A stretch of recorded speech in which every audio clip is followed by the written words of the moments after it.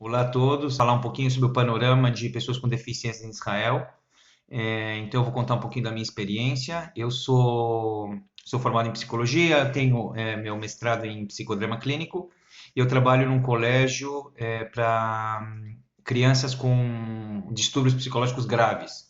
Tá? Então, primeiro eu vou contar um pouquinho de como é no Ministério da Educação. Então, eu vou contar um pouquinho quais são os diferentes é, divisões que você tem no Ministério da Educação para cuidar de crianças de educação especial.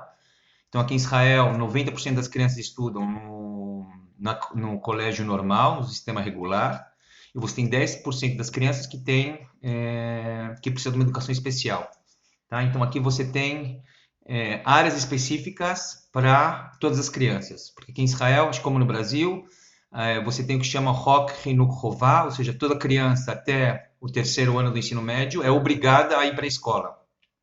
Então, como toda criança é obrigada a ir para a escola, o governo tem que dar educação para as diferentes crianças com todos os tipos de deficiências, tá? Então, eu peguei aqui, existem 10 divisões dentro do Ministério da Educação.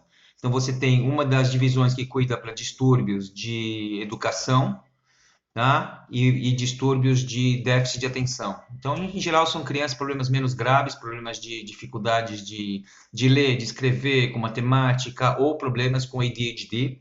Você tem uma divisão que cuida de distúrbios de comportamento, tá? Onde estão as crianças em geral com problemas de antissociais, ou crianças que chamam de ODD, com problemas comportamentais. Você tem uma divisão que cuida das dificuldades de linguagem, tá? Dificuldades na fala. Você tem uma divisão que cuida da parte de autista, ok?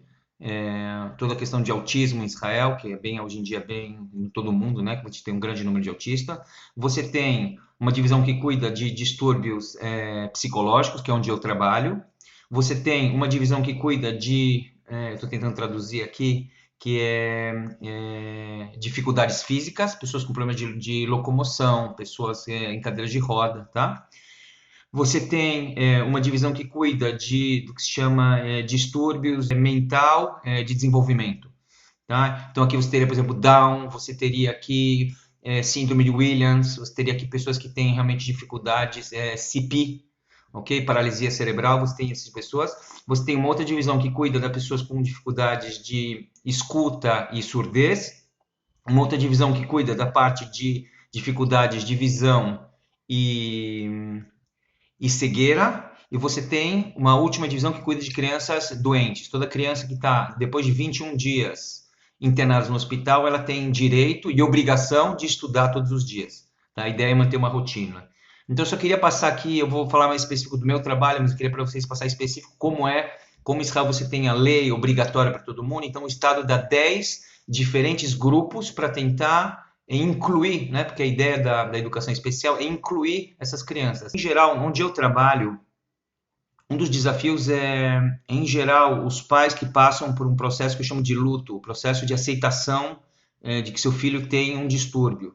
Tá? Em geral, quando uma criança, por exemplo, tem surdez ou tem um problema que ele é mais físico, tá? Igual os pais passam um processo de luto, de perder aquele filho ideal, mas no nosso colégio, como é um distúrbio psicológico, tem muitos pais que é muito difícil esse processo.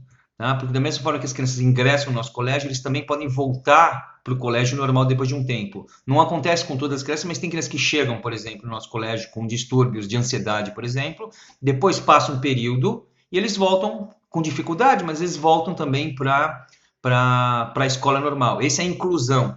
Tá? E o nosso colégio todo o tempo tem o que eles chamam de shiluv. A gente tenta, as crianças elas estudam no nosso colégio, mas elas saem para colégios perto da gente, onde elas vão estudar em escolas normais. Tá? Isso não são todas as crianças que fazem, mas algumas crianças conseguem realizar esse processo.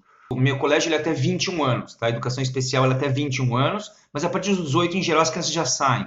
Tá? A inclusão a partir dos 18 anos, como aqui em Israel ela tem o exército, é uma coisa muito, muito importante. Não todas as crianças que saem, por exemplo, do meu colégio ou de educação especial conseguem entrar no exército. Tá? Mas existem muitos e muitos projetos, em especial para autistas, dentro do exército, e você tem muitos projetos dentro do que se chama trabalho social. Nessa área você tem muito para quase todos os distúrbios, para todas as deficiências, você tem uma coisa em paralelo.